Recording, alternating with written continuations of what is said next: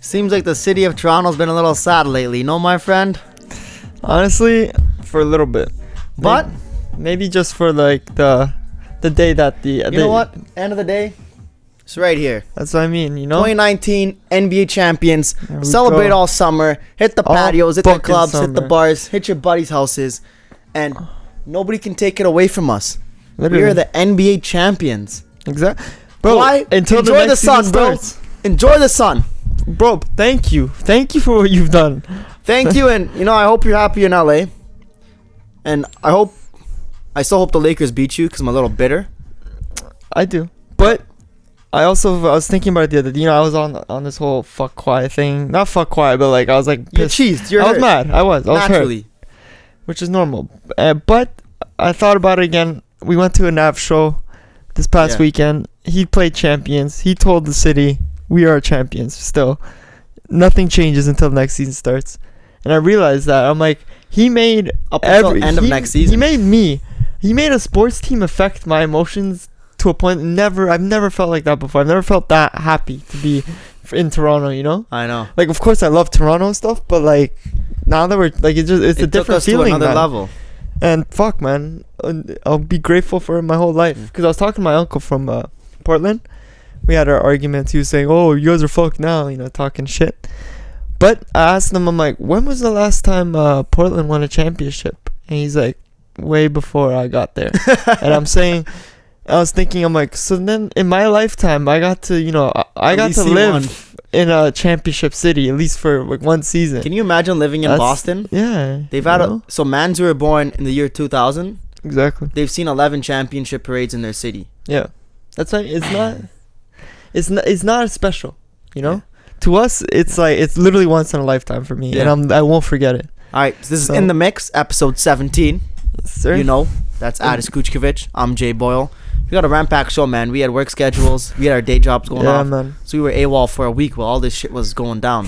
Everything's starting from the KD trade. You got KD and Kyrie going to Brooklyn. D'Angelo Russell going back the other way to Golden State in a very interesting, weird-looking trade. Very weird. We'll dive into what we think Golden State's going to look like next season. You got Jimmy Butler.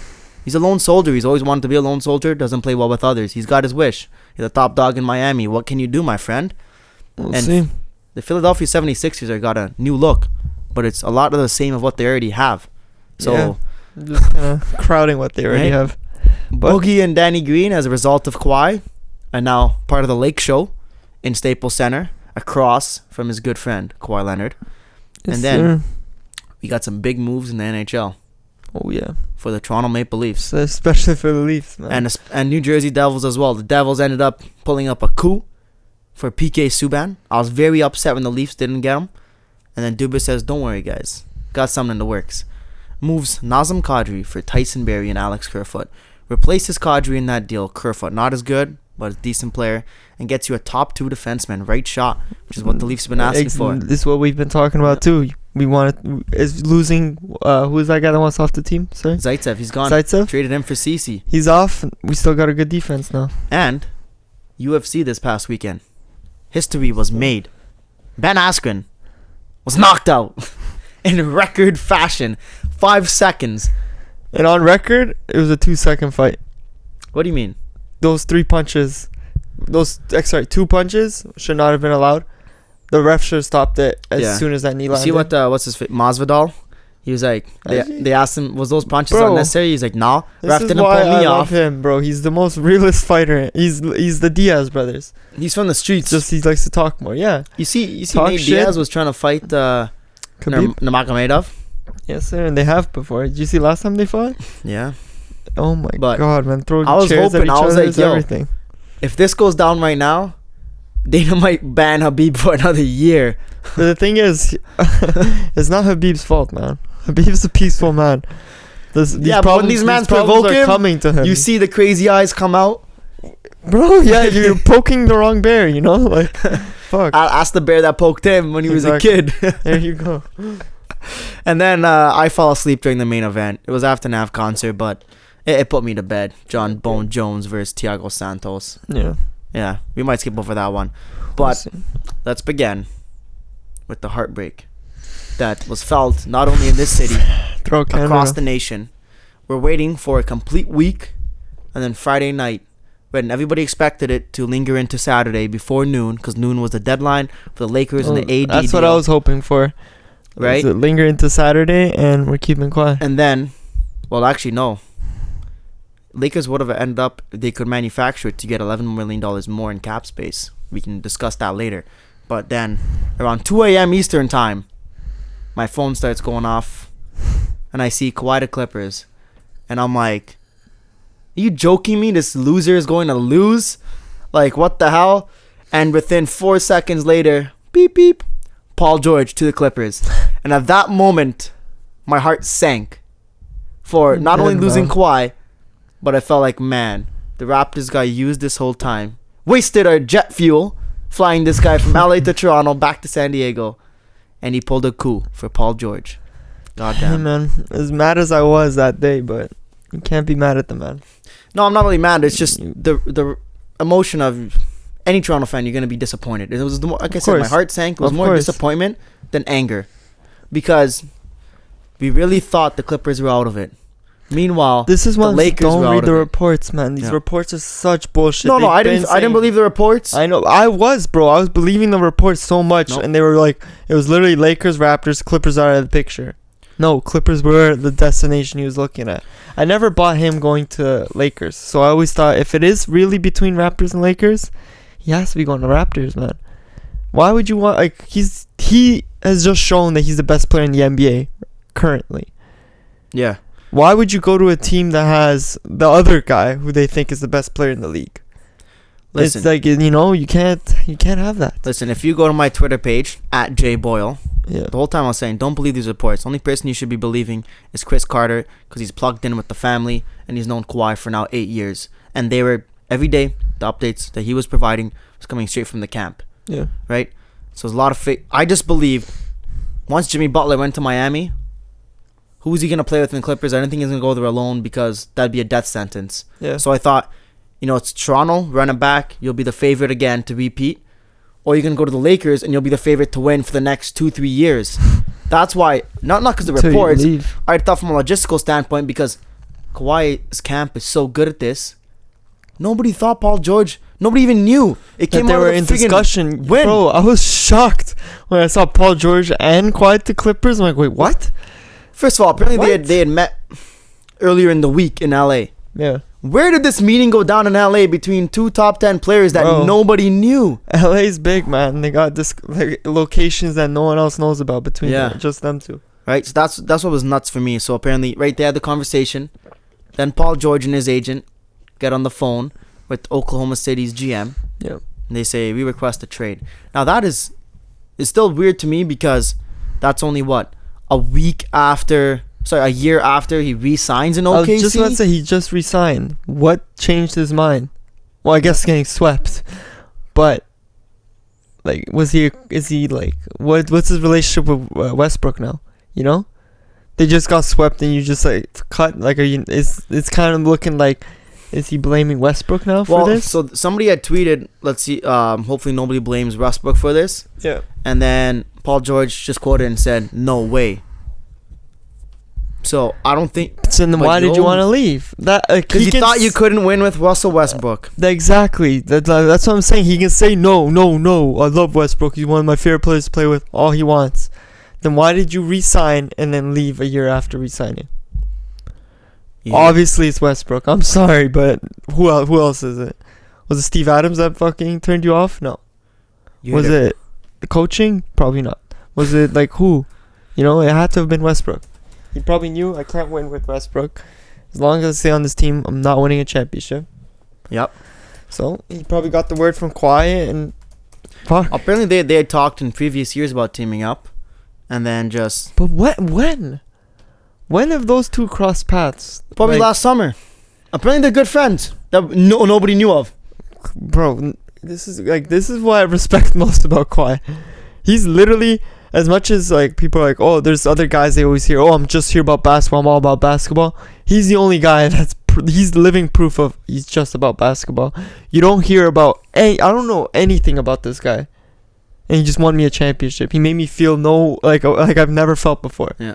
And I know nothing about this. This is from Kevin Durant's brand ambassador, commenting on a Bleacher Report post about Russell Westbrook. Quote, he comments, "No one wants to play with Russ. Everyone blames everyone else except him. When it comes to the Thunder losing, people have bad basketball mixed up with loyalty. Russ is all about Russ. He's more worried about stats versus winning basketball.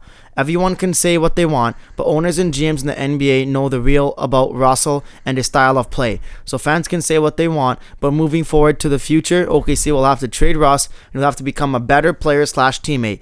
He can keep that intensity competitiveness, but reality has set in. No one wants to play with him." 7 exclamation points. There's about 12 exclamation points in that comment.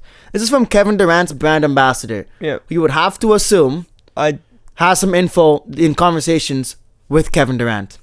That's why I don't want to listen to this. I don't want to hear a guy that doesn't like him talk about him, because then I'm hearing about a biased opinion, basically. Yeah, it didn't work out for you, but I'm telling you, there's a whole lot of players in the NBA that want to play with Westbrook. I think you're wrong on that, and this is coming from a first-hand experience, a guy, Kevin Durant. You think there's not a lot of guys that want to play with Westbrook in the league? I think they've realized now. Why would you want to play with a guy who's not as good as he thinks he is, and is selfish, and is a ball stopper, hands on to the ball too long, and tries to take final shots when so then no one wants to play. So no one wants to play with Harden either. See, but Harden is better than Russell Westbrook, and he hits the shots that Russell Westbrook takes and misses. Is he better though? 100%. I don't know, man. James Harden is probably the 6th or 7th best player in the league now. He's a better shooter, yeah, but is his inside game like Westbrook? Is his passing like Westbrook? I mean, is his rebounding like Westbrook? Close. No, because that's just James Harden's lazy. Yeah. And you know I have my problems with James Harden too. I don't think he's a winning type player. Defense too? Like Harden literally slacks off insanely on defense. LeBron looked at the option of going to play with CP3 and James Harden. He said, "Nah, I'm good." Yeah. Right? And then Jimmy Butler had a look at OKC. Houston. They wanted him bad. He said, "Nah, I'm good." And now they want Russell Westbrook. And you have two guys, the most selfish superstars in the league, the most ball dominant, could potentially be teaming up. And if that happens, I think it's going to be a catastrophe. You have a different take on that, though. I do. It's like, I don't know how to explain this. You know when like you see something and you're like, oh, it just has to fuck up. It just has to be bad. And then it turns out to be good, because it's like that's the expectation, right?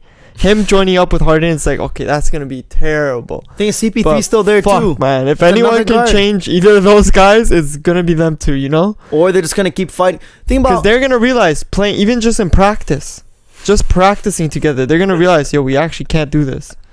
Because what are they going to be playing? Yeah, it's not like Drew League that they're playing. Yeah, exactly. You know? It's not the Drew League. Yeah, they're not in the summer playing pickup ball somewhere. You can't play like that. All right, but how about this? I don't know. Chris Paul, who's a lot nicer guy, a lot more passive. He's more a playmaker than a scorer. Yeah. And he's had lots of frustrations that that have come out in playing with James Harden. And now you take a guy who's way more selfish and in his head type personality than Chris Paul, and you put him with James Harden. To me, it's like you have water and you put oil on it, and they never mix together, and the oil's always sitting on top.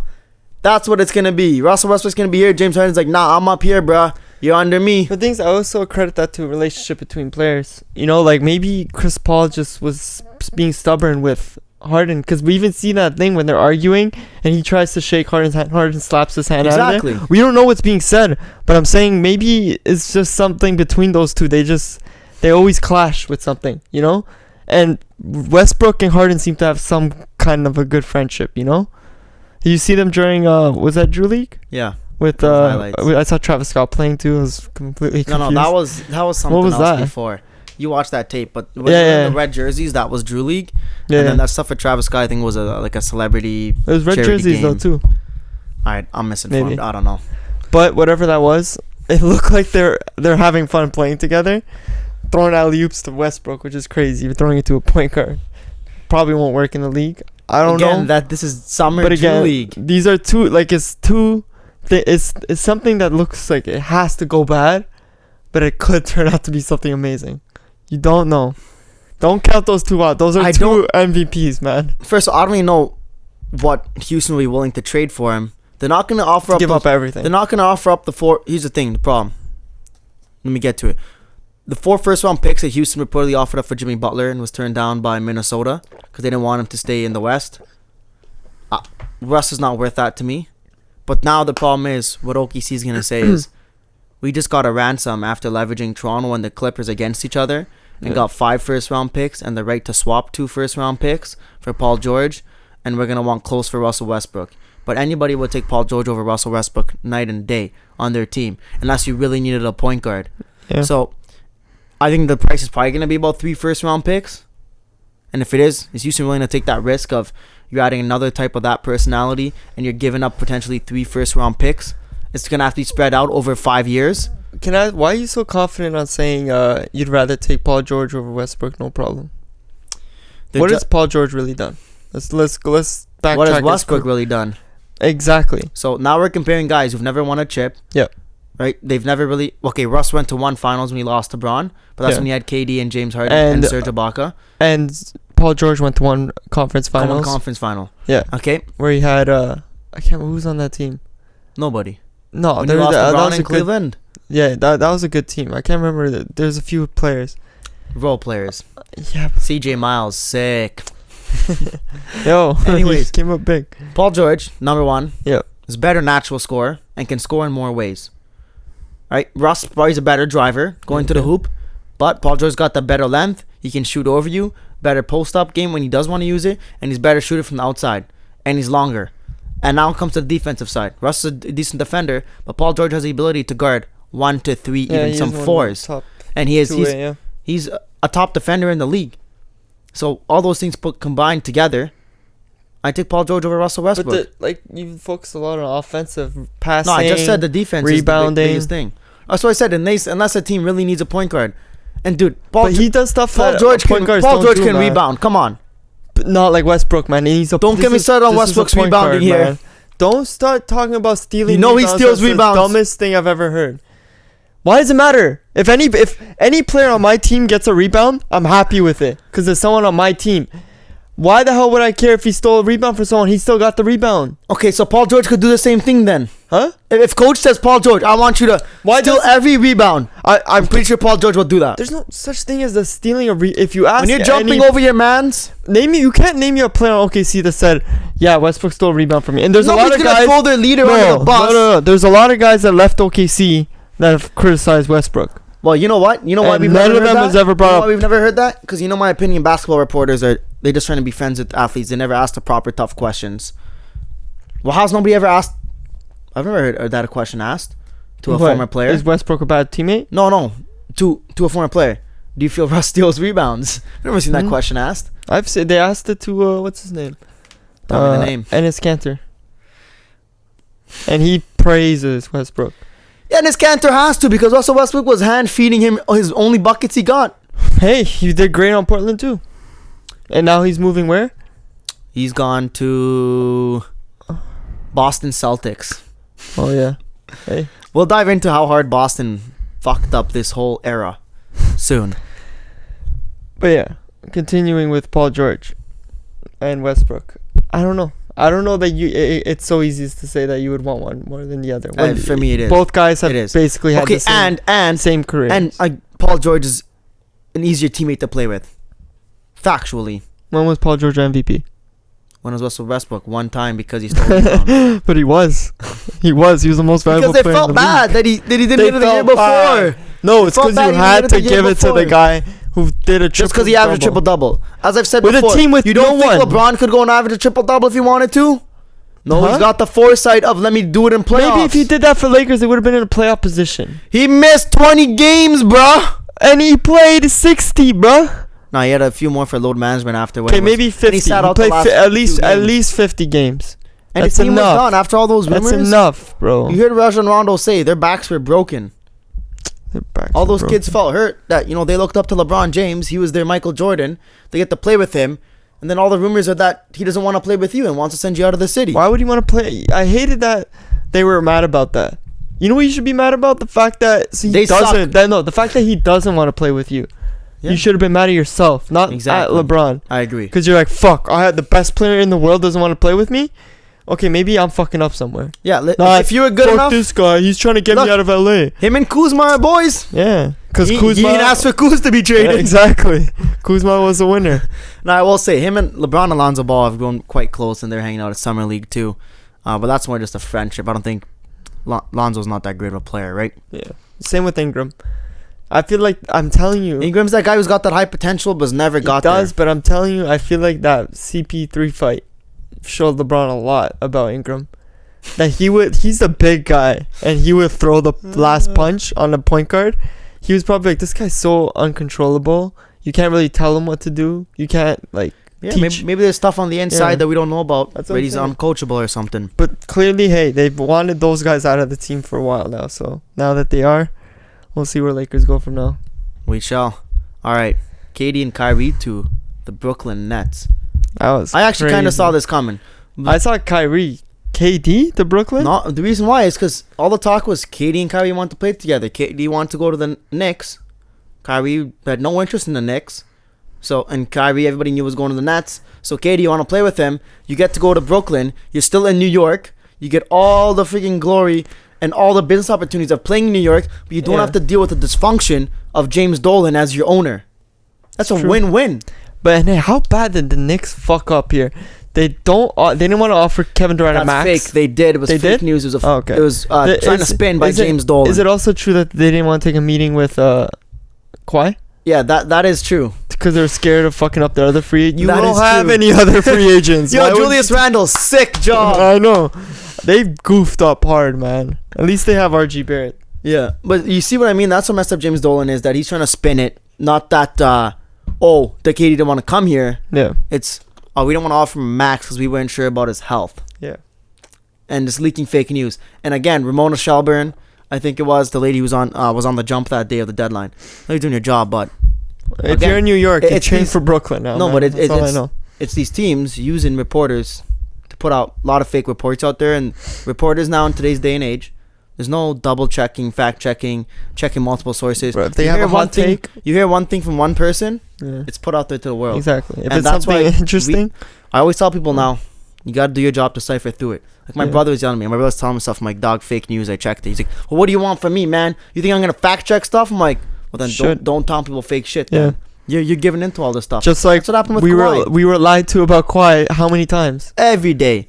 They were telling me there was a plane that went to San Diego and then mid-flight turned around and came back to Toronto. Okay, where did you hear that? You didn't hear that? No, because it landed in San Diego and then it came back. No, they were saying it was heading towards San Diego and it turned around and came back. I'm like, first off, where'd you read that? 6 Buzz? Huh? Where'd you read that? 6 Buzz? Probably, bro. Probably, because they posted that's your own fault. That is your own fault. But like, just it's always like they want to give you something because they know that people are waiting. Yeah. So as soon as they hear, even if they themselves won't fact check, so they'll hear something, let's post it right away. Type it up. Stupid, but it's the world of Twitter and Instagram, my friend. Yeah, that's how social media works nowadays. Let's get to the point of the Brooklyn Nets. We know KD, odds of him coming back this season, slim to none. If any, it's going to be playoffs, but I don't even think he's going to risk it again for playoffs, right? That's what I was going to say. He's not rushing. Right. There's no point to rush. What do you expect out of Brooklyn this year? I still think they're going to be a good team. I'm telling you, but how much better? I think they're top 4 in the East. I think they sit comfortably, probably 4th spot. I disagree. I don't know. I feel like now that they have, it's almost they're going to be playing off momentum now. Because they know the following year, they're very well likely to go to the finals. So even just next year, just playing with Kyrie, I feel like people are going to be buying into the system. DeAndre Jordan, a lot of people criticize him for he can't really do much. But he's shown that he can play well with a great point guard. True. With Chris Paul. But Chris Paul is a playmaker, and let's be real, Kyrie is not a playmaker. He is a scoring point guard. He is, but he's never been a playmaking point guard. I think I had 4 assists last season. It's time to adjust. Yeah, so can he? There's a lot of questions to be answered around Kyrie in Brooklyn. I'm still not convinced that Kyrie was the sole problem in Boston. I think there's probably more to do with it. Stuff with Gordon Hayward and the coaching, as we discussed last episode. Exactly. But Let me pose you a question then. All right, they had 42 wins last year in the 6th spot. So to get to number 4, you got to get to 49. Now, how many wins do you think Kyrie is worth more than D'Angelo Russell? Do you think he's worth 4 extra wins? 5 extra? Yes. 3? Did we not discuss he is a better player? No? Yeah, but by how much? D'Angelo Russell averaged 17 last year. Yeah. And then Kyrie, I think, was, 24? Yeah.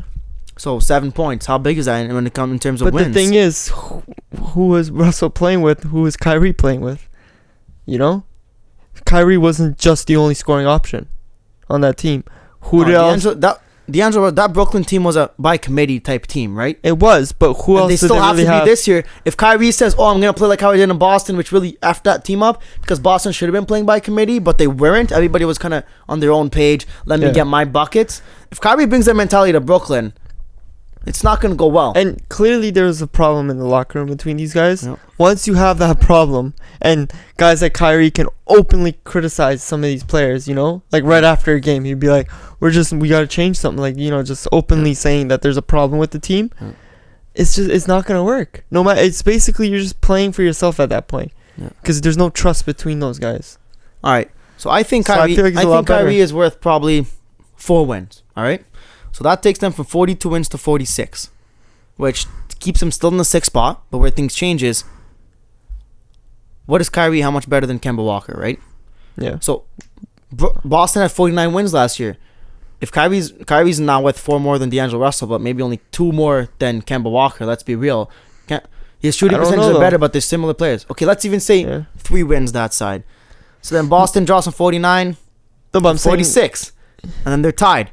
And then Pacers, I don't know, that was an anomaly year. I don't know how they end up with 48 wins. Yeah. Victor Oladipo's going to come back next season. So that puts them right around 5 or 6 again. I don't think Kyrie over D'Angelo Russell is going to take them that much higher. When KD comes back, probably top team in the East. But I still see the East playing out. It's still going to be Milwaukee, Philly, and to be honest, I think Boston's going to be the top 3. I think Toronto's going to be 4, and Brooklyn 5. And Toronto and Brooklyn will be battling for the 4th spot. Toronto, I know you hate when I say this, but we're talking just regular season. Right? We're saying just regular season. Yeah. The games they played without Kawhi last year, you know what their win pace was? Like how many wins they'd be on pace? Kawhi 82 games? There with you, man. You're not playing. Answer the question. What? What do you think their win pace was? I know it was high. 63. Yeah. Now they're not going to win 63, but they might go out and win 57, 58. And hey, if they win 57 games, they're 3rd in the East. The discrepancy from Toronto and Philly last year, from the top 2 teams to the 3rd, was huge. Milwaukee had 60, Toronto had 58, and 76ers had 51. Here's my problem, though. Toronto was playing each and every game knowing that, hey, maybe this year we're likely to go to the finals, and we're contending now for a championship. Motivation in even the old guys like Gasol, Ibaka, motivation shoots up through the roof. Even if Kawhi's not on the court, Kawhi's on your team. You still have him. You still gotta play just as if he's on the court. You know, you're still winning every game because you know that they knew this is the season. We're doing something special this year. Couldn't you flip it to now him leaving? How many players are just like? How many players are just satisfied with the championship? You don't know that, but I think look at Pascal Siakam. You know who I feel is? Who? Gasol. Okay, Gasol. I feel like he's satisfied. I think that's about it.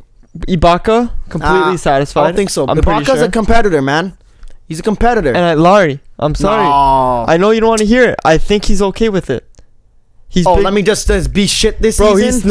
It's not about being shit. It's just he's killed himself for this team. He has. And he's gotten to the pinnacle. He's got to the top. He's got to the championship. How much more does he have left to give? I think he's got a lot. If you flip it to the other side, as Nick Nurse said, I think this is going to motivate our guys. What did Pascal Siakam say to SPs? We're just getting fucking started. All right? Young guy. Yes, and of course. As Nick Nurse said, everybody, as Nick Nurse said, I don't know if he missed his comments. I think it was yesterday. I heard, yeah. He said, everybody's going to write us off. Yeah. And now it's our time to prove everybody wrong and show that, we can take those next steps internally and our own guys can get better. He said it's going to be on Pascal, it's going to be on Fred, it's going to be on Kyle. Yeah. And they can still go and fight. Well, and it's easier said they than have done. talent, man. This Eastern Conference is not as good as we want to make it out to seem. You have two teams. It's not that good. You have two teams that are top of the conference now, Milwaukee and Philly. And Philly, there's still question marks because of the moves they made are mind-boggling. Milwaukee, we're going to see how Milwaukee it plays out. didn't get better. No, but that's what I'm saying. They got worse. They lost not Brogdon. even that. Now people have kind of figured out how to play Giannis. We'll see how that transpires. So you're telling me Toronto can't finish top 4 in this Eastern Conference? They can, but do I see it happening? I do. If I had to put my money on it, no. What I said, them and Brooklyn are battling for the 4th spot. And the other guy will finish 5th, and they're going to play first round. Hey, I'm not saying Raptors are going bottom of the barrel. I just don't think a top 4. So I'm saying, like, I have them sitting at, like, a 6th seed. All right, so we'll disagree on that standpoint. Yeah. I think they're better than you gave them the credit for, and I think they're going to be hungry. Fred VanVleet is going to be in the starting lineup now as their 2 guard. I'm not talking and about... that guy's going to come out with the shooting. I'm not talking about how good they are, but I'm just saying, how much do they have? Of course, guys like Siakam, VanVleet, even for fucking Norman Powell probably, they're fired up, right? They're coming off a championship season. But some of the older guys, maybe they're just happy. So now that leads to the question. To get to that ring. That leads to the question. Should they go and just start the rebuild? Start the rebuild? Trade Kyle. Trade Ibaka. The problem with trading Gasol at $25 million, if you trade him at the start of the season, you're going to have to give them picks. You're going to have to give them a sweetener, as they call it in the hockey world. Or what you're going to have to do is wait till the trade deadline, and if he's playing decent, hope a contender picks him up like Toronto did. I feel like the whole rebuild thing, you got to see how this season plays out, this upcoming one.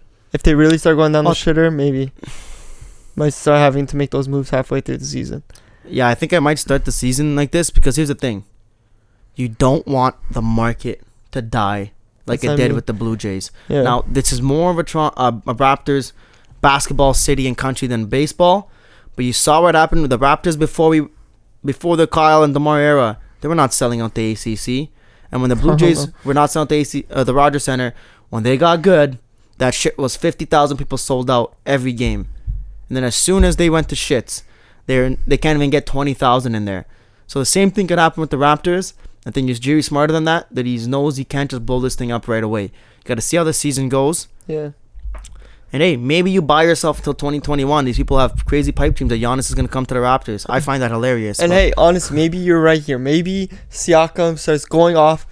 Guys like Gasol, they continue to. Gasol's going to have to stop just standing on the 3-point line. Yeah. For but the thing is, he will for sure. Because now he knows that he doesn't have Kawhi there to save him. You know, if he starts fucking up. And what's it called? Siakam's now like the number 1 option for us. Maybe he also starts to step it up. And you said you saw his cap coming to 22 points a game. Yeah, I think maybe he just goes off and surpasses that and becomes a 25 an amazing an amazing fucking player. We have to see how it plays out. I hope for that. Trust me, I'm hoping for that. But fuck. Realistically, I just don't think. How many Raptors games you really intrigued to watch now for this upcoming season? I'm probably gonna watch more other NBA games in the Raptors this season. Which is what I feel like a lot of people in Toronto are feeling. And that's why fans at least.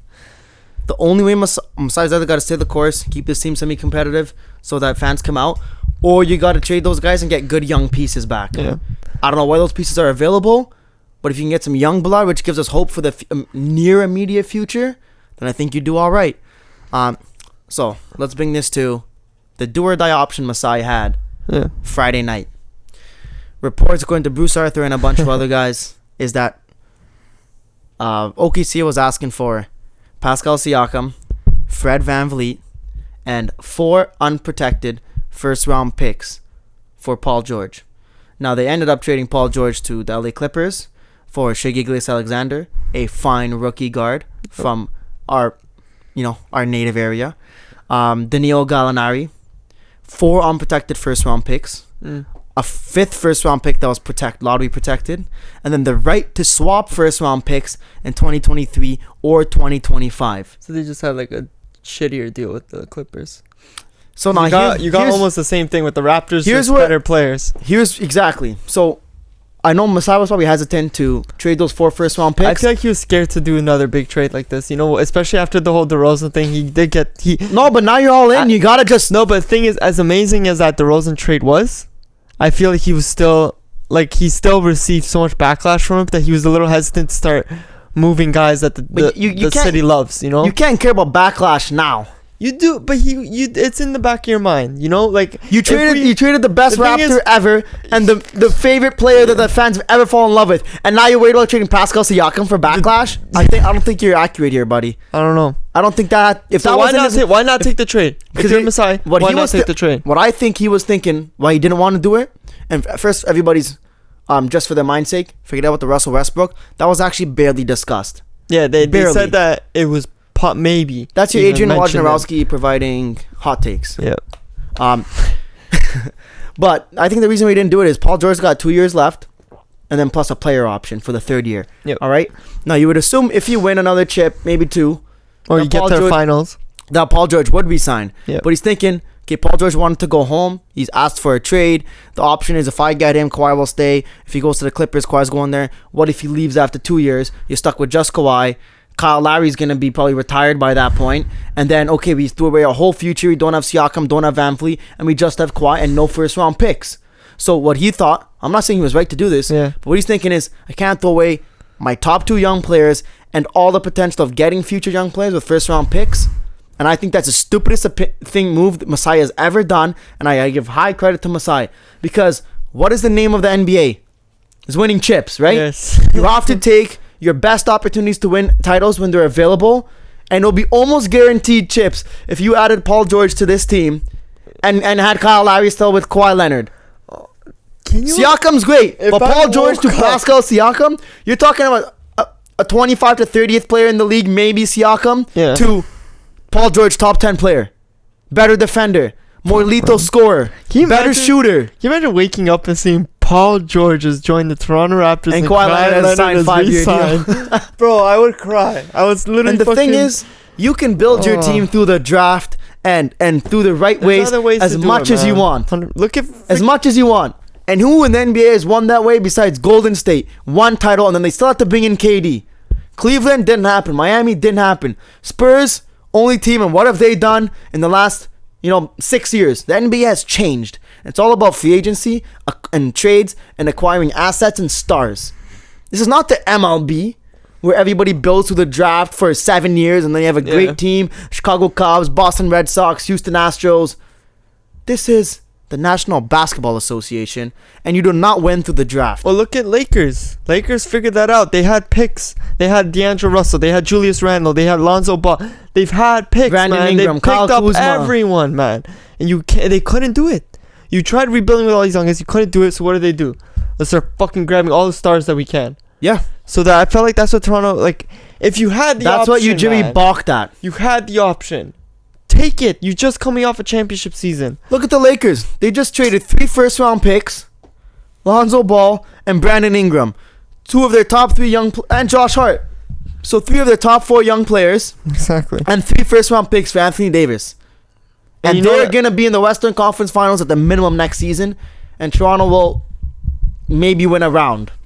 Exactly. Masai Ujiri balked. But the thing is, we've been praying. You would have done that deal? Huh?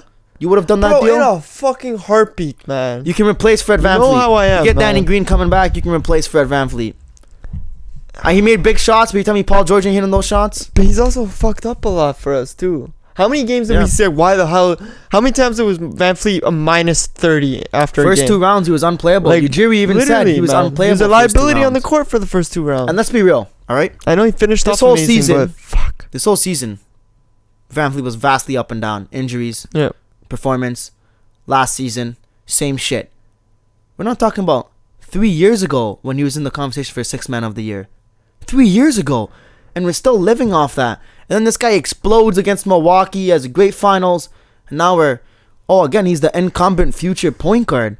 We thought that 3 years ago, and then he fell off for almost 2 full years until Milwaukee games 4 to 6.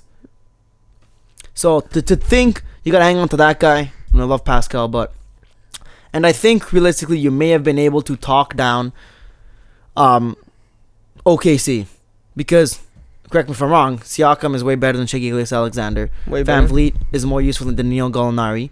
So, well, I was gonna say the other way around. Siakam's way better than Gallinari, and I think VanVleet is just as good as Gilgeous. Could be good in the future, but he's only going into his 2nd season. But is he an NBA champion? Exactly. Does he have that experience? No. Right. VanVleet's over. So then that goes, and that's only one first round pick less.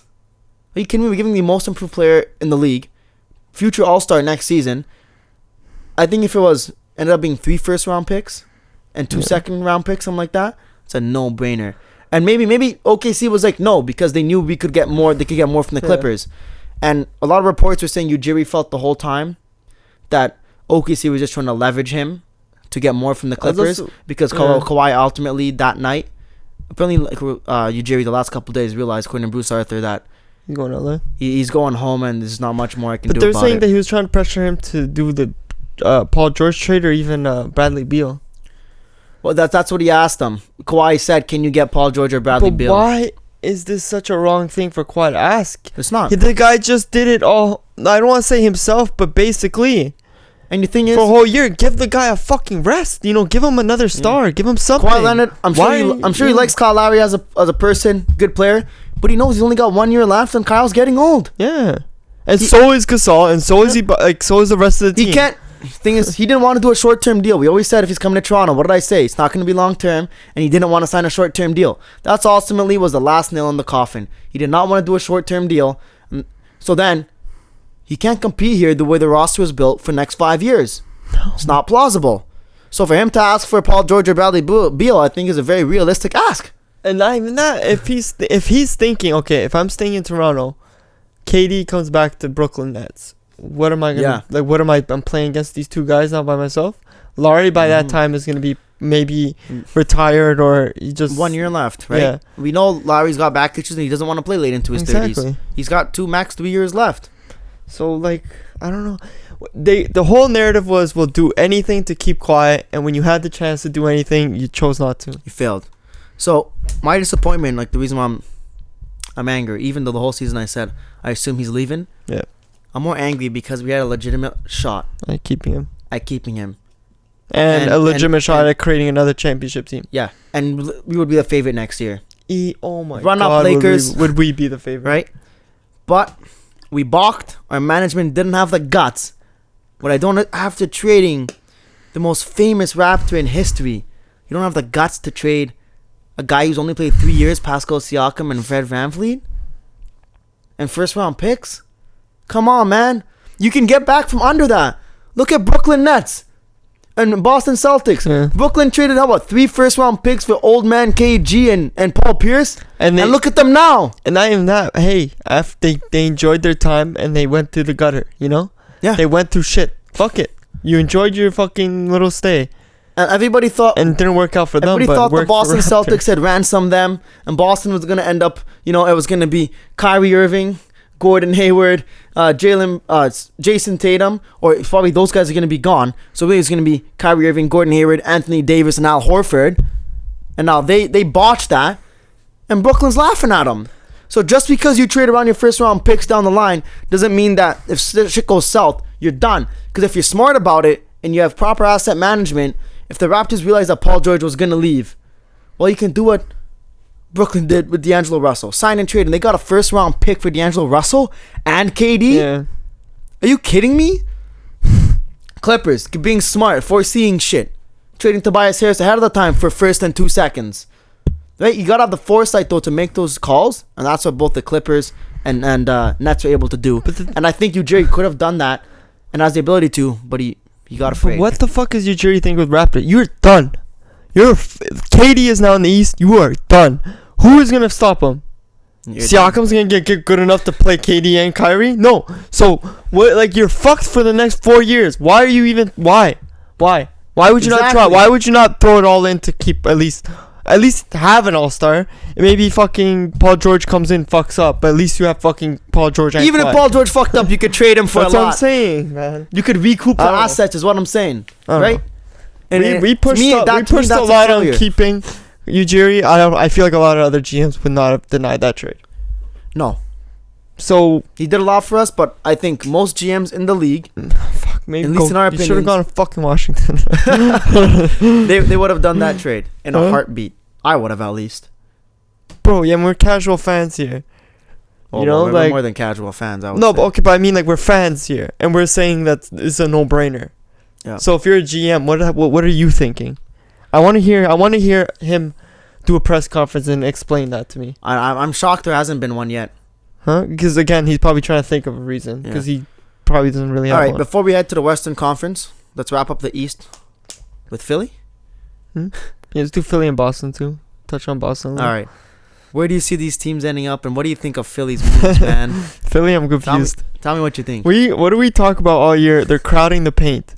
And you have Ben Simmons running in, and you just lost JJ Redick, so you just lost your only shooter. And Butler. You lost your two best shooters. Yeah, exactly. You kept Tobias Harris. He'll bang a 3 once every 6 2 a game, maybe. Yeah. And you added another center. Bro, talk about crowding the paint. You now have Joel Embiid going inside. You have fucking Al Horford going inside. You have Tobias Harris sometimes going inside. And then you have your fucking point guard running inside. He can't shoot. He's not going to take a mid-range. He can't. What is he going to do? Who's he going to pass to? He should be playing power forward. Who's he going to pass to? He doesn't even have playmaking skills anymore. Because he can't pass to anyone. Everyone's in there. Yeah. Oh my God. I don't know. Maybe there's some. Maybe how Al Horford's gonna turn into a 3-point beast. No, maybe he can shoot a little bit, but he's not JJ Redick or Jimmy Butler. Maybe because I still think Philly, just because how weak the East is gonna be this year. I think they're gonna finish top 3, but they got worse than they did last season. Maybe they're thinking, oh, we gotta get tougher inside for the playoffs, and it's totally wrong. Toronto had the perfect balance. You saw Giannis was just trying to go inside Milwaukee, and it backfired. And you saw Philly playing against Toronto. You could not go inside with Joel Embiid and Ben Simmons as you wanted to. Yeah. So why do they think that they should do more of that? Puzzling. They're going to regret it. And to give him a 4-year deal, $80 million. Yeah, I know. Yeah, that was. A 3-year deal, $80 million, whatever it was to old. It's not going to work for 4 years, man. Oh, Jesus Christ. As I'm just thinking, as you're talking about these teams, is the 3-point era over? Is that over? The high scoring era of basketball? No. It's a lot of teams are going big. No, Lakers, they're going big. No, that's because big skill. Philly, LeBron and AD can shoot. Philly, we're talking about. That's why they brought in Danny Green. Kyle Kuzma can step outside. They LeBron can shoot. Can hit the threes. AD can hit the threes. But how many teams are now out there that are pure shooting teams? Golden State still, and that's it. Exactly. And now Golden State just lost KD. But how many pure shooting teams were there last season, my friend? Every team was trying. Houston, Portland. Okay, Houston's still going to be doing the same thing. They haven't traded Westbrook. Okay, but they haven't traded Eric Gordon yet. They haven't traded PJ Tucker yet. Portland is still going to play the same. Well, they got Whiteside. A little bit better. Whiteside inside now. A lot more. Potentially. With Nurkic. Boston wasn't that much of a 3-point shooting team. They kind of dabbled in it. Besides, Kyrie, Jason Tatum, Jalen Brown would jack him up. But it's weird now, though, because now I feel like every team's they're trying to get bigger. Especially Philadelphia's the biggest fucking team now. I don't care what anyone says. Their fucking point guard is 7 feet tall. They're the biggest team. But like even Lakers, Clippers a bit maybe. Nah, I think you're misinformed here. I don't know. I think you'll still see the same type of shots. I don't think you'll see such high scoring games as we used to. How many games do you see really going 140 points? Okay, how many went 140 points last season? A few games with Golden State. Yeah. A few games with Houston. Okay, but it's not like it was happening every week. I know, but I felt like hey, the age of 105 to 92 is done. It's not going back to that. You're still going to have, I think, it's going to be like 115 to 107. I don't know. But I think 120 to 115. What it was before, teams were trying to build teams that can shoot so that they can compete with Golden State. Now I'm feeling, now it's like, okay, now we got to get bigger guys to play guys like LeBron in the finals. You should have worded that. I agree with you. Yeah. Nobody now is gearing up to beat Golden State. And I don't even think the league is convinced that D'Angelo Russell is staying there. Yeah. Because what the hell do you do when Clay comes back? Clay's playing the 3? And D'Angelo can't play the 3. We know that. He'll play the 2. Yeah. They're kind of fucked in that situation. Especially if you're playing Lakers, which you probably will be. I don't know where they're going to be sitting in the Western Conference. Yeah. But if you're playing like who's guarding LeBron? Who's guarding AD? Who's guarding All right, so let's shift over to the West then. What I think this deal was for the Golden State Warriors, Joe Lacob, their whole management, the guy who was crying after KD's injury, forget his name. You saw that press conference, no? The guy who was president of basketball operations was crying doing his press conference after KD ripped his Achilles against the Raptors. Who's crying? Oh my God, you gotta find that video, my friend. Bro, why did they treat this like the guy just everybody got shot? watching now is laughing at you for not seeing that video, because that video was pure comedy. Really? Dude, Google it as soon as we're done here. God. I know, literally. So, what I think the reason they did that deal is probably because they're changing arenas. They're moving to San Francisco and trying to stay competitive. Because I think fans are going to be cheesed and a lot of disinterest if you start the season and it's just Steph Curry. And could you imagine if they end up just 500 or under 500 by the time Clay gets back? Yeah. So I think they're just trying to stay competitive, get D'Angelo Russell. But what I don't like is you give up Iguodala. You give up first round pick to get up D'Angelo Russell when you could have probably just signed him, but they were Give scared. up your whole bench. They were scared that another team would do a sign and trade for Russell. Didn't have the guts to outweigh it. And then who else did they move? But they had to give up a first round pick to trade Iguodala, I think, or a second round pick. So poor asset management by them, man. They gave up Quinn Cook too. Quinn Cook is now on the Lakers. Yeah, they gave up Cousins. Why they didn't? Well, what is this team going to be constructed of? After the playoffs, I wasn't there yet. I'm almost ready to say the dynasty's done. I think it's I'm over, almost 100%. there. But I still got to see when Clay comes back. But the thing is, when Clay comes back, I don't know. But where's what I'm Golden saying State? is, if Clay comes back, say just before the trade deadline, which is kind of where he's, the timeline lines up in February, then you go and trade D'Angelo Russell and you get a proper player for your team. Yeah.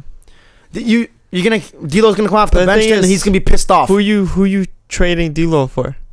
Well, you gotta see what happens. There could what big three is really in possibility to be traded? No, there could be a small forward somewhere where their team is just not playing too well and they're not gonna be contender that season and they get traded. NBA's crazy, man. From now to February, a lot of things could happen. But when we say a dynasty's over, what does that imply? Like they're not gonna win a chip the next few years, or they're not gonna go to the finals. Do you see? No, because you could still miss the finals this year and then go win 2 chips and your dynasty's still But Gucci. do you see that Golden State team beating either Clippers or Lakers? No. So then it's pretty much over then. But it could still happen. That's just pure opinion. But I'm saying you got to see how Clay is when he comes back, and then. But I'm leaning towards saying. But they're gonna have to play the 2 guys that they lost to without KD. They lost to LeBron without KD, and they lost to Kawhi without KD. And now both of those guys are in their conference. I feel like the dynasty is pretty much over. It's leaning that way. It's leaning that way, my friends. All right. Western Conference Finals. Is there any way it's not going to be 7 games in the Staples Center? That's insane, man. That's crazy. I think they're going to have to start building like another arena. Clippers need an arena, man. Yeah. Get out of the shadow of Big Bro. Become your own team. Yeah. Tell me there's no other space in LA. No other space. Well, the thing is, they've always, again, we were talking about that. They've always had nothing. The team's been shit. Yeah. As Ice Cube said. So, now that you have something, you have to. It's kind of it's disrespectful to not. You just got Kawhi Leonard, who's Finals MVP, who could have been, to me, MVP of the whole fucking year. If he didn't miss 22 games, he would have been. Yeah, of course. Same with Paul George. Up until All-Star break, he was looking like he was looking like an MVP. And what, you're gonna give him the same court as LeBron? That's their home court. And when they look up in the rafters, the only jerseys retired are Lakers jerseys. When they're coming into the arena, the only statues out front are Lakers statues. But the thing is that if they do open up another arena for Clippers, that arena is just playing the Clippers games, but Conscious and all that stuff is still going to be at Staples. Yeah, everything's still going on at Staples. The LA Kings still play at Staples. Exactly, that's what I mean. Every other sports team's still going to Staples, so it's kind of a waste of money, no? No, I mean... Just for one basketball team? Potentially, I mean... Yeah, LA's in... Tough. I don't even know why they have 2 teams in LA. That's kind of stupid to me. They're just trying to capitalize on the market and the money that's there. There's only people in LA. Yeah. So we both... are they going to be 1 and 2 in the regular season, you think? Yep. If I had to put a gun to your head, who's number 1 after regular season? Fuck, I didn't want to say it. The Los Angeles Lakers. I just feel like they have the better team. Plain and simple. Do you think Clippers defense now? Because look at their starting lineup. You got Patrick Beverly. Yeah, but okay, starting lineup's fire. Look at that defense. Who's their number 2 now? Look at their bench. Who's their number 2 though? Clippers. Shooting guard. Paul George, no? Well, I guess, he's going to have to play 2 now. He can't play 3 anymore because Kawhi. Yeah, exactly. So then you get Kawhi at the 3. And then 4 would be... Montrezl. No, Montrezl's coming... Oh, I just realized those Lou Williams Montrezl come off the bench. Yeah. Never mind. Maybe Clips might be in number 1 spot. might slide into that 4 spot. and then 5 whoever. But if Montrezl, who's a defensive beast, is in that 4-2, dude, that defense, top defense in the league. But what was the lineups I was seeing? Kuzma was coming off the bench. Oh, for Lakers, we're talking about Clippers or Lakers, bro? But I'm saying yeah, for Lakers they have to be. We're competing. Who's gonna be number one between those two? For the Lakers, the only way Kuzma's in the starting lineup is if Bron is playing 4 and AD's playing 5. Why I don't think they're gonna do that? I don't think. Because do you remember Miami first year? Bosh was playing 5, LeBron was playing 4, and it didn't work out. And then after that, they switched it up and brought in Birdman and shit. Yeah, but I feel like Kuzma coming off the bench is fine. I don't think he'll complain about that, especially playing on a team like Lakers. He's still gonna want his 20+ minutes a night, which he probably still will get. Because who else? But then for those minutes, they're gonna be going big. AD's gonna have to slide into the 5. Bron's gonna have to be a pseudo 4. Or maybe LeBron could just start doing some management and just chill for a little bit. He's have to play. See, that's my one literally, he finally doesn't have to play 46 minutes a game. See, you have to decide. Who's going to do more load management this coming season, LeBron or Kawhi Leonard? Who's going to do more? Is Paul George going to say, my shoulder's not great, I got to do some load management? Is AD going to say, yo, my hamstring and my hand is not great, I got to do load management? You know what I'm hoping? Paul George says that. Because as much as I love Kawhi and everything, I love him and he's done so much for me. He's made me feel so like I've never felt before. But I want to see the look on his face when he's not in the finals. When he's realized, fuck, man, I should have stayed with Toronto.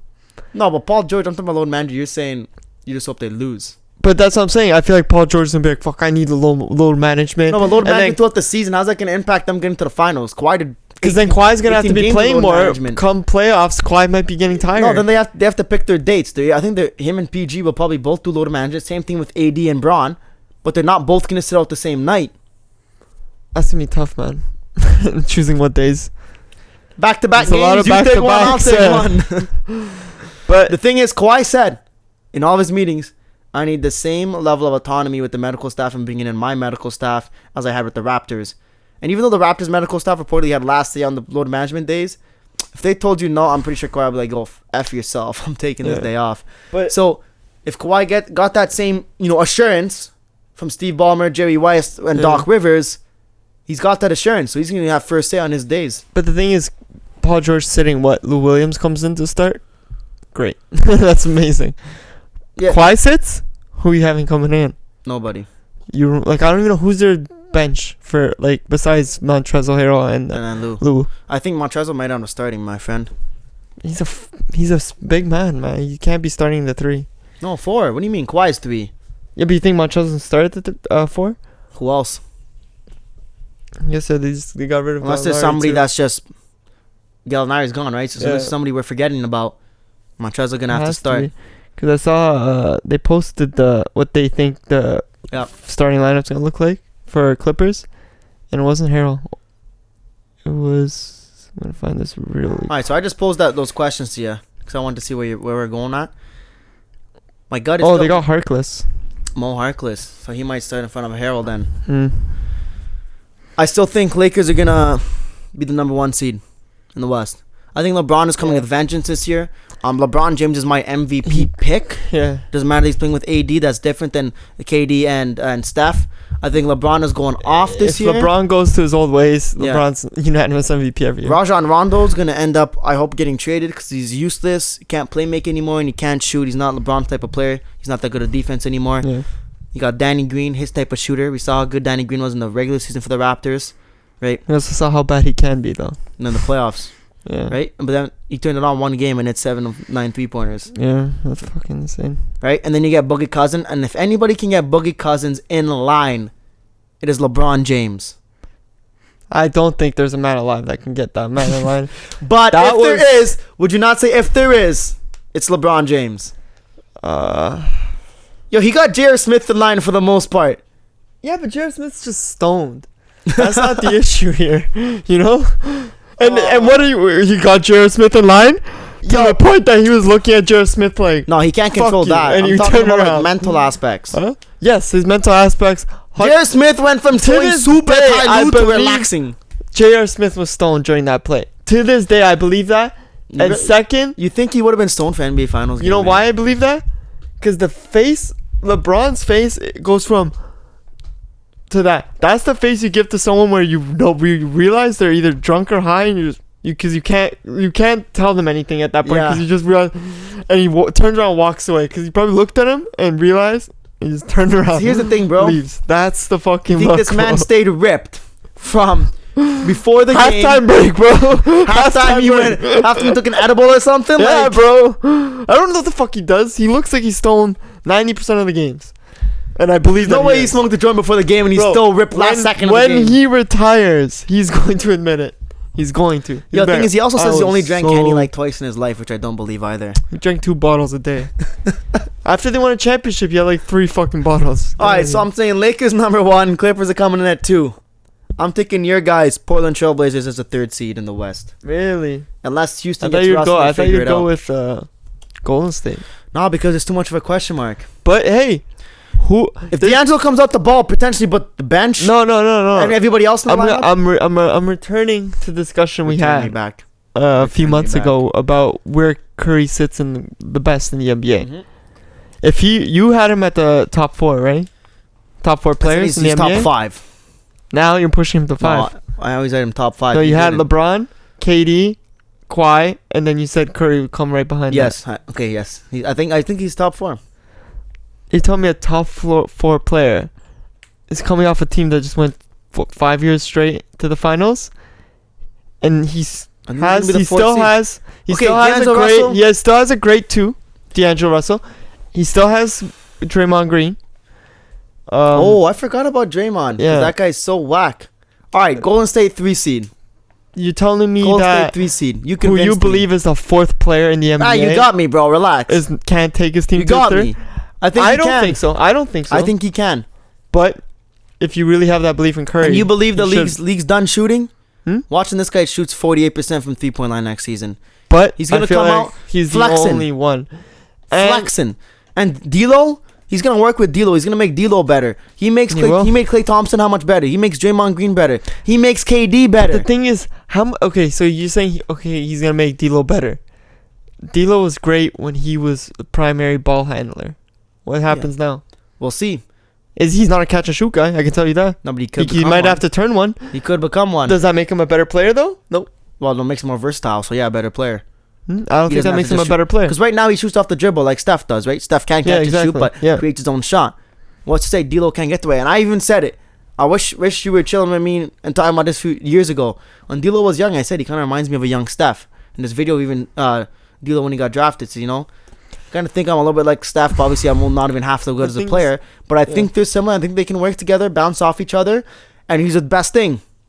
He's quick. He's young. That off-ball movement will stay the same. That same style of basketball will happen.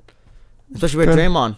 Right? But the thing is, Golden State is really fucked now in terms of those 3 players. It's tough losing Iguodala, man. Yeah. It's more than people think It is, man. Who do you have at the 3 now? Klay Thompson's out. When Klay comes back. No, but I mean, without Klay, who do you have at the 3? I don't even know who.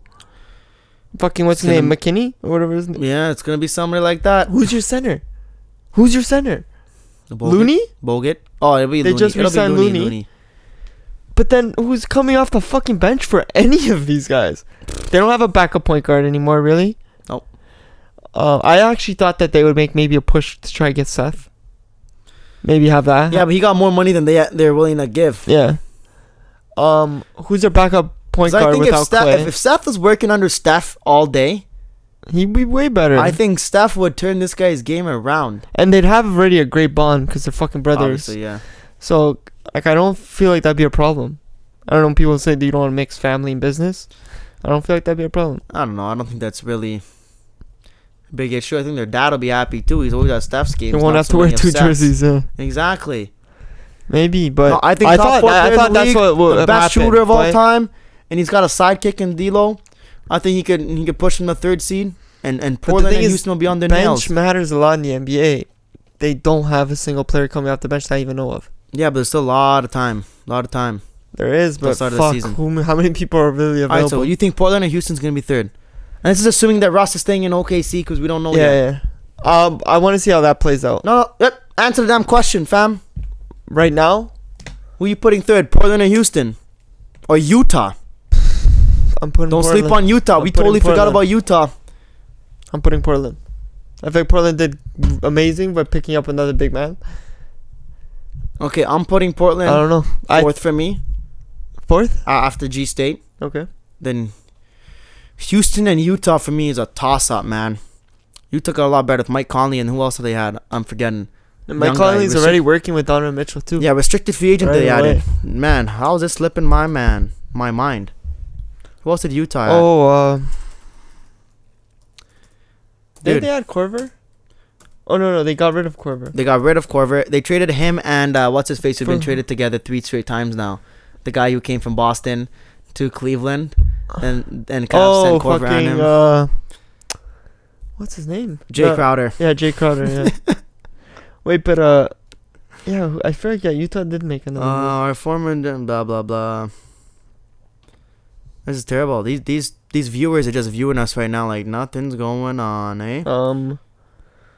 Move. They got Boyan Bogdanovic. Oh yeah. Where did Thing go? Giant. That was on Philly. The Giant that was on Philly. Yeah. Joel Embiid. What do you mean? No, fucking the Serbian guy. Boban. Oh. Is that his Dallas. Yeah. Oh, that's what I was thinking about. Who went to Dallas? Yeah. Yeah, but that's not even like a solidified player. He's good. Especially if he comes off the bench for you. It's amazing. All right, and then who else we got in the way? You think Thunder are a playoff team? With Westbrook always. 8 seed? Huh? Yeah. As always? 8th, 7th. won't get past for the first round. I'll never go for that. But Yeah. they'll always be in the playoffs with Westbrook. Which is why I give Westbrook so much fucking credit. Why I think people I hate how much criticism he gets. As long as he's on your team, you will not miss the playoffs. I find it so hard to believe that he's missing playoffs if he's playing on the court the whole season. Like, give the guy some credit, man.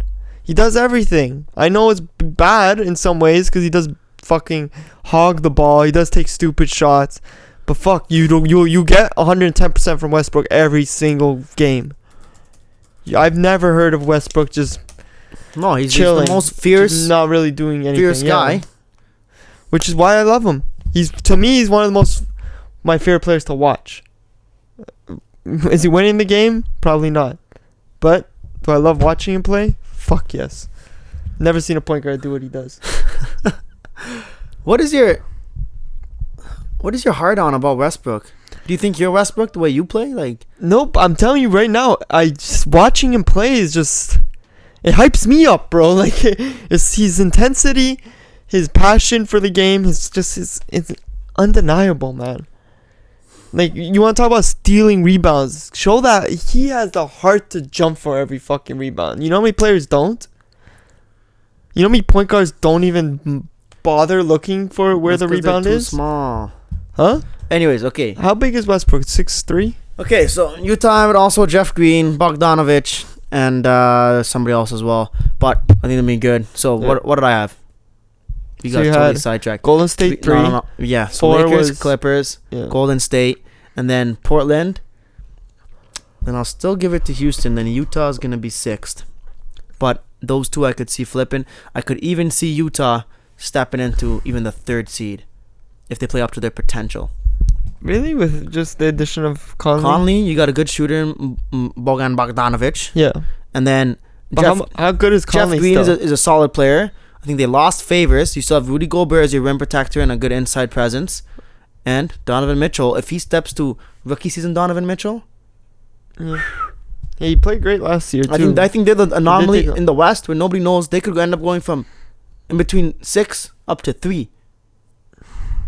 So I don't think know that about makes that. the Western Conference great. I'll be staying up. How a lot much of late better do you nights. think Mike Conley makes them? A decent amount better. How much does he like have left, 5, man? 6 He wins hasn't- better. Really? They never had a ball like Ricky Rubio, man. Ricky Rubio. Ricky Rubio. Ricky, bro. What do you mean? Pretty Ricky? Stop this. He's The fact that you called him Pretty Ricky. What athlete wants to have pretty in their nickname? Man dropped 22 points in a game. One time. So How- it happened. Google how many times Mike Conley has done that. How many years ago? Last season he definitely had a few 22. Yeah, but his team was the worst team in the NBA. All right, then bottom of the conference, you'll have OKC. And yeah, doesn't matter. I think bottom of the Eastern what Conference. about Denver? Oh, You forgot about Denver. Where are they I sitting? forgot about Denver, eh? Yeah, You forgot about Denver too. I did. They think just Denver- signed who? They Fucking extended Jamal Murray $170 no, and million. Jamari Grant. Ooh. Not bad. Ooh. If he comes off the bench for you, that's pretty Jeremiah Grant, not Jamari. good. Whatever his fucking name is. Yeah, Grant. Denver. Jesus, we are idiots. Yeah. I don't know why And you people still even have watch us. fucking the best center in the league. Jesus Christ. Denver.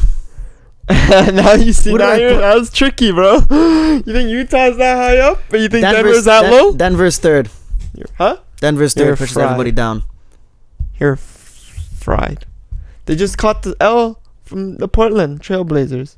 And that was the Portland Trailblazers with Enes Kanter as their big man with a broken shoulder. And they still lost? And they have Jokic? Who the fuck was guarding Jokic that series? No one. He had 36 points every game. And they still lost. I'm telling you, you got too much hype in guys like Jamal Murray. He's fucking not that clutch, man. How many years has Jamal Murray played in the league? They struggle against San Antonio too. How many years has Jamal Murray played in the league? That's Doesn't because matter, bro. there's two. And that was their first playoff run. The guy's first experience. What do you mean? But they were second in the West. Regular season means nothing, is what you always say. Yes. But now you're saying, oh, they're second in the Look at West. So they should have Donovan. gone to the final. Look at fucking Donovan Mitchell's first fucking playoff experience. He did everything himself, and he got to a second round. And who do you have to play in the second round? Congrats. He's a better player than Jamal Murray. Hmm? Right? Last season, he was a better player I know, than Jamal but I'm Murray. saying- Last season, Jamal Murray was better than Donovan Mitchell. They can get better eternally. That's a young team that's going to grow together. I don't know. I feel Paul like it's all Millsap? about Jokic. Because how many centers are really in the West right now? Him Big- and Whiteside. Nurkic, I guess. All right, three I don't know centers. who's really... Nurkic So probably Jokic can Nurkic go will to probably- work. push over to the 4 now that he has Whiteside. Oh, he will. Because he's mobile, he can pass well, he's a good playmaker. Scoring centers in the West, Yeah. maybe 2 or 3. Jokic is going to dominate the paint That's what all I'm season saying. long. That's what I'm saying. They'll be third seed. I don't think third though. Okay, you think Portland and then what? Denver fourth? I think Portland, and I see Houston 4th. Ooh. I got Golden State 5th. I think their dysfunction. I got is Golden done. State 5th, and then I got Denver 6th. And then then I'll push Utah it to 7th? Utah 7th and OKC as 8th. We got the same 8 teams, but I just think the order's going to be a little bit different. Yeah. I think Denver will be higher. Well, because I feel like the other teams in the West, there's no chance for them. Sacramento, no. ain't doing shit. Nobody else in the West Yeah, is exactly. even relevant. But this is the first season where now you probably have 8 to 10 teams that legitimately think they can win the And bro, championship. how many times are you? I'm gonna be staying up for every West game Yeah. now. I'm not missing a West Oh, game. and sorry, before people complain, we forgot about Jimmy Butler. Have fun with the 6-7 seed in the East. Bro, we've seen him play by himself on Chicago. What difference is Miami gonna make? They just lost Whiteside too. Who does Yeah, Miami exactly. have now? Gordon Dragic? Ooh. I don't like Dragic. After that whole All right. DeRozan fight, I don't fuck with Dragic. Okay, this episode's gone long enough. Shall we just close out with some little Leafs talk? Yes, sir. Maybe we'll touch on UFC. I don't know. This is going long. Well, I'll touch that very quickly. All right. All right. Nazem Kadri traded for Tyson Barrie and Nazem Alex Kerfoot. Kadri, bro. I told you. What did we say when he got kicked off for the rest of the series? Yeah, but did you listen to everything the management has said? They said, Carl Dubas said that. I just thought it was that was kind of like the deciding move, man. See, here's the thing. You're not caring about winning the series. Oh my God, you don't understand hockey. He cared about winning the series so much, protecting his So ass. that he got himself out of it. He didn't think he was gonna get suspended. That guy took a run and tried to decapitate his leader, Patrick Marleau's head. But was winning the He's series. got anger problems. It's clear, man. He's got anger issues. This is what I'm talking about. You can't have those issues in a. Draymond Green is not a winner. Huh? Draymond Green is not a winner. Thing is, he had the insulation around him. I said I don't Kadri know. would probably get He dealt, does have not Curry with because of him. the suspensions, but because your biggest area of depth was centers. Yeah. You got Austin Matthews, John Tavares, and Nazem Kadri. What's your weakest part of depth? Is defense. So it made sense. You're not going to trade Matthews or Tavares, so it'll be Kadri. And that's what Dubas, exactly what he said. He said it was extremely hard for him to trade Kadri because he loves him as a player. He's been He here said forever. He's the longest tenured Leaf. Yeah. He said, honestly, the suspensions had no bearing. It was just, we realized the player that was going to get us, besides trading Matthews, Marner, or Tavares, that was going to get us a defenseman, Yeah. was Kadri. But you were pushing for Marner to leave, no? I still think he might leave. We only have $9 million $9 million in cap space now. Yeah, but how many other teams are really chasing after him? Well, here's the thing. Because he is A lot he of is teams will pushing trade it late for him. now. A lot of teams won't give him an offer sheet. Yeah, but how I don't know how free agency really works in the NHL, but He's a restricted free agent, so it's gonna have to be a trade. Or you give him an offer sheet, and the Leafs, just like happened with Sebastian Aho last week, he signed an offer sheet with Montreal, and Carolina had 7 days to match it, or let him go and take the compensation. Now, for Aho's contract, the compensation was only 1 first-round pick, 1 second, and 1 third. So Carolina's like, forget you, we're gonna match it. But for Mitch Marner, an offer sheet would be over $11 million probably. But there's a wrinkle to that, so it'd be 4 first-round picks. But now teams have got to realize, Leafs have only got $9 million in cap space now. You could offer him up until 10.5, because 10.56 is when it becomes 4 first-round picks. If you offer him 10.5 until the Leafs can't match that, you give up, I think it's 2 firsts, a second, and a third or something like that. Yeah. That's worth it for Mitch Marner. So at least a little bit of a predicament, because in that Kadri deal, they always said, we're only going to trade Kadri if we get a center back. How much better do you think Leafs are? But I'm saying if it's the same shit, why would he want to stay? No, because you look at it now. In the Kadri, if there's teams that are looking for him that are better. See, everybody's focused on Tyson Barrie. I think Alex Kerfoot is a very nice piece of that deal, because now you get a replacement third-line center. So he's not going to be as good as Nazem Kadri. Yeah. He's not going to put up potentially 30 goals. You're shut down center, but he's a serviceable guy. So you're not taking that big of a hit there. And you just added a solidified top 2 D-man who you can either play with Morgan Riley, or if you don't want to have your 2 offensive D-men together, you slip him into the second pairing with Jake Muzzin. CC goes to the top pairing. You have to shuffle throughout the game because CC can't play more than 20 minutes.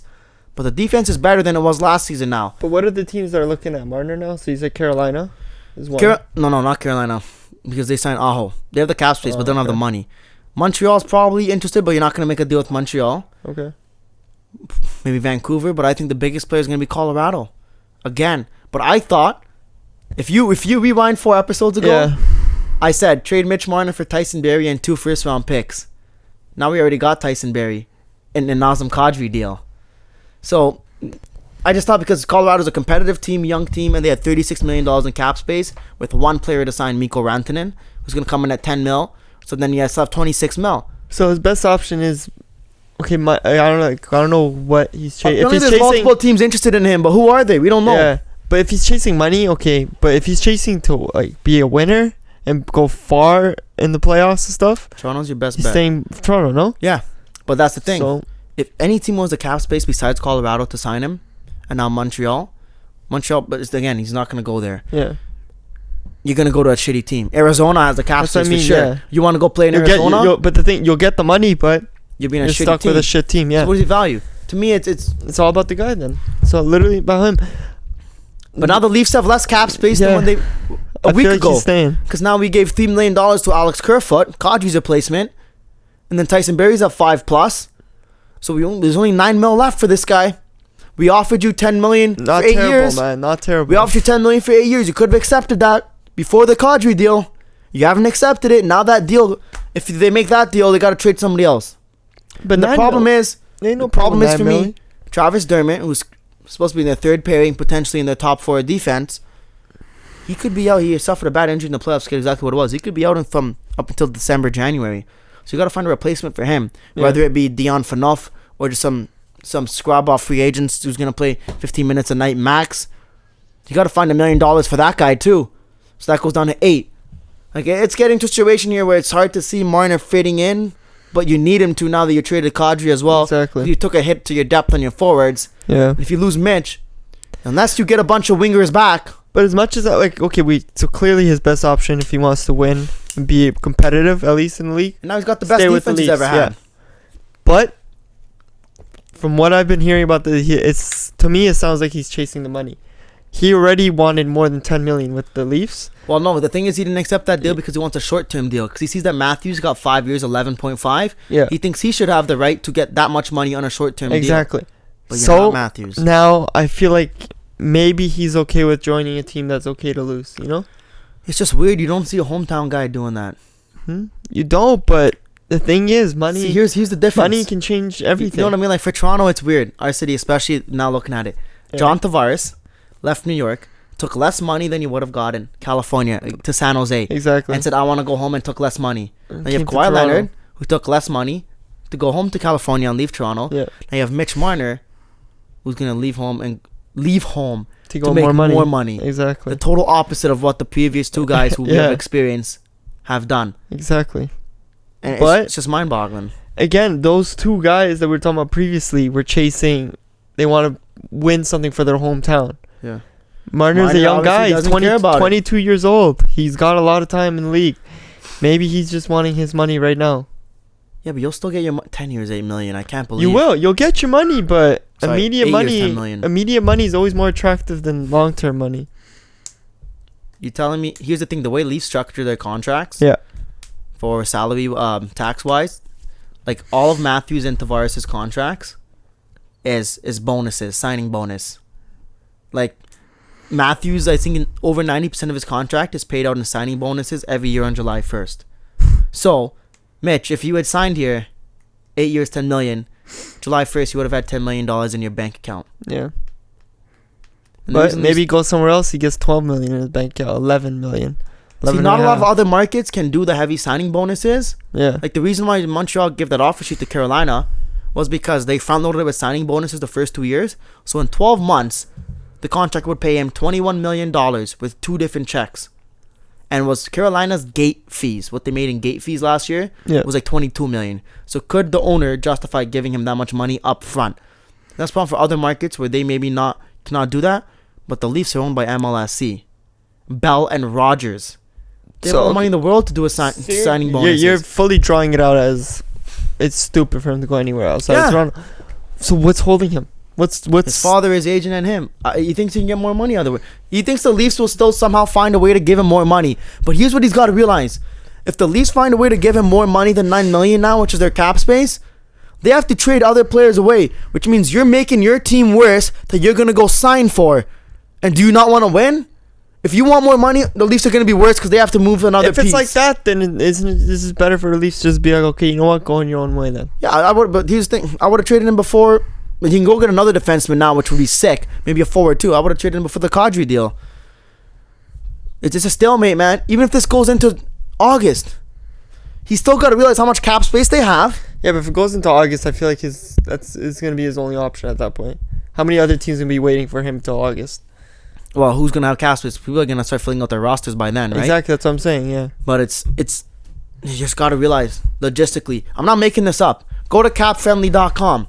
The Leafs have right now $3.5 million or something in cap space. Nathan Horton's 5.3 is going to come off the books when he goes to out long-term injured relief, I think in August. So it ends up being $9 million in cap space. I don't know where more money is coming from. It's not physically possible. So Mitch, you want more money? You're making the team worse, not only by you taking more If you're money, complaining but about because you have 9 to trade other million, players. you're a dumbass. He turned down 10. We don't know if he turned it down. We didn't accept 10 million. And now that offer can't even be on the table anymore. Because if it is, Maybe he didn't you gotta trade accept somebody. it because he wanted it to be used to make the team better. Always look on the bright side. They traded Kadri, they got the team better. Maybe he'll sign for 9 million. Team's better, and he still gets his money. No, but he doesn't want a long-term deal contender. as his thing. He doesn't want a long-term Why deal. not? Because what he's thinking is, You're NBA a players, young LeBron man. James, Kevin Durant for a while were signing one-year deals. Yeah. Because the cap would go up, you can sign for more percentage of the cap. That's why Matthews, he only signed 5 years, 11.5. But the thing is, Matthews is the franchise player, the centerman, the goal scorer. You can justify giving him 11.5 on a 5-year deal. I still would have liked to get maybe 6 or 7 years out of that, but you can understand it. Yeah. Mitch the winger, doesn't score goals, great player, but he's not your franchise player. So you can't justify giving him 11.5 as well on a 5-year deal like he wants. Look around the league. There's no comparable reason why he should be making 11.5 million, unless the only reason he's saying this is because Austin Matthews in Toronto. But if he wants to go sign with another team, Colorado, their best player makes 6 million. Mikko Rantanen, who's a comparable, he's gonna re-sign this year. He's gonna be 9 or 10. Colorado's gonna say, we don't care about Austin Matthews. He doesn't play here. You want to go to anywhere else in the league? You want to go to Pittsburgh? They're gonna say Sidney Crosby makes 8.7, Evgeny Malkin 9.5. You think you want 12? Shut up. But what is he like? Okay, so let's recap his playoffs this last year. So they only played one series, so it's pretty easy to look He at. had 4 points. He had 4 points. The first game, I believe, he had two goals. 2 goals and assists, Yeah. and again 3 points first And then game. he also had that moment where we all saw him block 2 shots with his body. Yeah. One great game. He believes that he's like, like he's proved himself to Guys be a live off top player regular in the league. season, unfortunately. I don't know. I guess And you still remember that moment in Game 3 when the Leafs were down 1 goal, and he has a wide open net. Doesn't even look at the net because he does not like scoring goals. It's not his first nature. Tries making a dumb pass to John Tavares through 2 D-men. It's blocked. And we end up losing by 1 goal. That would have been the game-tying goal if he just got on his stick, looked at the wide open net, and put him in. Well, That's why he's not. where do you see he's him not then? Nikita Kucherov. He's Where do not you- Patrick Kane. At the end of the summer, where is he? I have no idea. If you had to put a gun to my head, I'm a betting man. I think the Leafs find a way and they give him over $10 million. Over 10 million, really? Yep. You I'm not saying I would. I He think won't that's what's gonna sign. happen. He won't sign for 9. The only way I think he'll sign for 9 or 8, but I don't know what his interest is. But numbers wise, it makes sense. A 2 or 3 year deal at 8 to 8.5 per year. There you go. That'd be perfect too, because 3 years he's 25. Yeah. He can move on to if he does actually prove himself to be something. The thing is, Leafs are not going to do a 4 Move year on, deal though. 'cause Get then your fucking over 10 million. it'll never be a 4 year deal because then he becomes an unrestricted free agent and can walk out for nothing. So Leafs, I think, will be comfortable doing a 2 or 3 year deal for 8 to 9 million per season. Well, And that's what Leafs he's free agency is going to be gone for a while. All right, we got a couple minutes here before UFC. What was the biggest piece from biggest Saturday? history was made. I believe it's 2 seconds. It's on paper. It's 5-second knockout of Ben Askren. Where do you think By Ben goes Jorge from here? Masvidal. I have no There's not much to talk about with the fucking fight because it was 2 seconds. idea. It was a great where the flying fuck- knee. So Ben retired before coming to the UFC. He was a great MMA fighter. Destroyed And then he everyone. got traded to UFC. Then gets traded to UFC. I saw. Okay, he's coming to UFC. He'll fight for a title. Maybe he'll fight like before one or his two match, fights. he was saying he's gonna get a title shot if he Yeah. wins. He'll fight one. This is what I believe. He fought 1 or 2 fights. He'll get a title shot. Whether he wins or loses, he's out. Now, I have no idea where he's going at because it's so easy to like when you're game planning for him. He literally is the only guy that I've ever seen fight that like even Khabib. Khabib's a wrestler. You know he's taking you down, crushing you, but he still strikes. He still works on Yeah, that. Ben You is see, pure he wrestler. dropped Conor McGregor for fuck's sakes. Yeah. Ben Askren fucking fight starts, head down, fucking hope Try and and take pray you I down. can catch this guy. Yeah. Yeah. And this guy just fucking drills a knee right through his head. I'm happy about those 2 shots at the end. Don't talk shit. I'm sorry, but if you're building your career, okay, not everyone's fucking McGregor. McGregor meant his shit. There's guys like Ben Askren who they're doing it for popularity, and that's why. Yeah, McGregor's actually crazy. Ben Yeah. Askren is just That's what I talking mean. too much McGregor shit. actually he talks shit after he gets his ass kicked. Ben Askren. He throws chairs through bus windows. There you go. McGregor's actually a lunatic. Ben Askren got himself in big trouble because he talked shit too to much. the wrong guy. Masvidal, yeah, I love what he said after when reporter asked him. Oh, he's like, nah, ref ain't holding me back. I'm gonna take those shots. And That's then he's they're like, what about if the you don't- tapping? If you don't like those 2 shots, go watch soccer. You see, 'Cause go back to that's- soccer. That's what the fight's. That's and then those taps when he's tapping the ground, I don't mind that. When a guy talks that much, Yeah. guy talks that These much. guys gotta realize this thing is not a show for some guys. Yeah. You're This is talking their shit life. to me. I've never met you before. I'm not taking after a fight. We're not gonna hug and shake Thing is, hands. Ben 'cause- Askren's yeah. kind of softer type of. Masvidal's from the streets. He wants to Yeah. murder people. He said Ben is not good still. If I see that guy in the grocery store, I'm gonna fuck him up. That's what exactly he said. If I saw him after the fight, I'd probably still slap him. No, Because he said, talk if I see him in the shit. grocery store tomorrow, I'm gonna fuck him. Yeah. He said, if I see him at Whole Foods, I'm gonna slap him up. Are you fucking good? Because again, you're talking shit Yeah. to the wrong guy. So does if you're not Masvidal, about like- it, I don't know how much you can say. Okay, great knockout, but it's not like he proved he's a great fighter. It's one move. Does he? How far he's move out of the pecking order to get a title fight? he has to get a title fight. Ben Askren was the guy to get the title fight after this Yeah. fight. So not giving him And who holds the title right now? I understand it wasn't really a fight because he knocked him out in 5 seconds, but fucking he knocked him out in 5 seconds, man. This is an undefeated guy. If someone ran up and knocked out Khabib in 5 seconds, he's getting a fuck. Yeah. First Who off, holds he the already title had right now in that but he's division? Kamaru Usman from Nigeria. I don't know that guy, but I think Cuban Jesus will fuck him up. I think so too. Street Jesus. All right, John Bones Jones John Jones. Thiago Santos. I saw that fight, coming. Man. He said it before the fight. He's too comfortable now. He doesn't get nervous or scared before fights. So I feel like what he's just figured out is I literally don't have to risk any. Like he used when he grew up in his career, he was taking risks. That's why he built his whole. That's why he was so hard to fight. Unpredictable. You don't know what the fuck he's gonna do. He's taking risks. Now he doesn't have to take those risks because he knows he can beat all of these guys. Fights are gonna pretty much go on like that until he fights Daniel Cormier or someone, at least. I would love to see him in DC Part 3. Exactly. I'd love but to anyone see it. else that he fights, the fight right before this fight went exactly like this fight. Yeah. They fight Anthony Smith. Every time he fights these guys, it's the same way. He just knows how to bait him, take it easy, and just work him down, bro, right? He finished the fight. He didn't have nothing. He didn't have a scratch on his face. He's good. I don't understand. One judge gave Thiago Santos the fight. The judge is smoking some crack. Thiago Santos fought well and stuff, but he didn't win the fight. The guy's the champion for a fucking reason. You can't take the belt from him from that. But rest of the card was whatever. Amanda Nunes, monster. She did. Monster. Destroyed. Bro, I've never seen a female fighter like her. But we've seen also with Ronda Rousey, a brick wall could hit her and she'll never win a fight again. You never know. It's the fighting game, right? Literally. One little thing can change the outlook for the rest of your life and the rest of your career. There you go. And that'll be it for today's that show, wraps it up, yeah. Yeah. All right. Amanda Nunes knocked fucking chick out. There you go. Ben Askren, you got put to sleep, my friend. I hope you're all right. And John Bones Jones, just give us the next fight. Little more entertainment, bro. You put me to sleep. I was under the influence of some booze, but you put me to sleep. You put two mans to sleep. I stayed up because I enjoy it, but okay. Well, Bob was put to sleep through some other substance, some alcoholic substances. Exactly. Drank too much. Know your limits, friends. And So. for episode 17, it's my guy Idis K. I'm Jay Boyle. Thanks for watching.